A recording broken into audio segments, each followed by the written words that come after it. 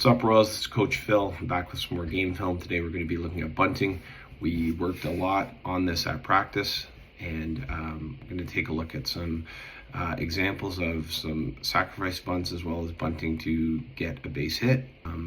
As we get deeper into the season, we're going to be needing to utilize bunting more in order to move runners over, as well as to get on base.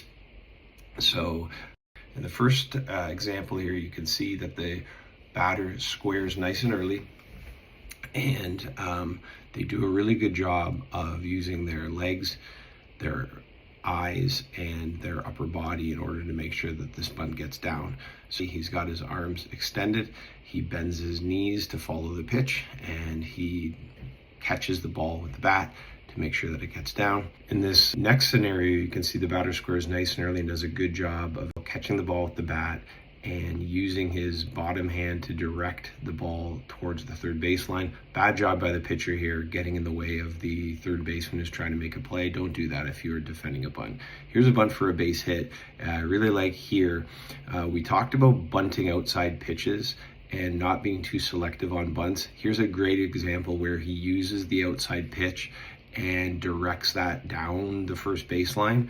Sometimes a nice outside pitch, even if it's a little bit outside the zone, if you can use it to place the ball where you want, is really good. And then look how he puts his head down and runs. He doesn't look at the ball, he doesn't look at the pitcher, he runs straight to first base and ends up resulting in a hit.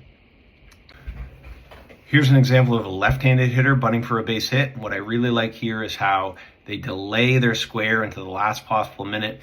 They even load their front side to fool the defense into thinking they're going to hit. Drop this bunt down the third baseline, which is perfectly fine. A lot of times you'll see like a drag bunt where they pull it with them, but the key, like we talked about, is getting the ball into open space and not right back to the pitcher. So great job here. These are some great examples of sacrifice bunts, bunting for a hit, and all the keys that we talk about at practice. First, bending your knees, getting the bat with your arms extended at the top of the zone, and not stabbing at the ball, catching the ball with your bat, keeping your eyes behind the barrel, and finding some open space so that the defense has to make a play. It's all going to become really important as the games get more important, so keep studying, and I'll see you at practice.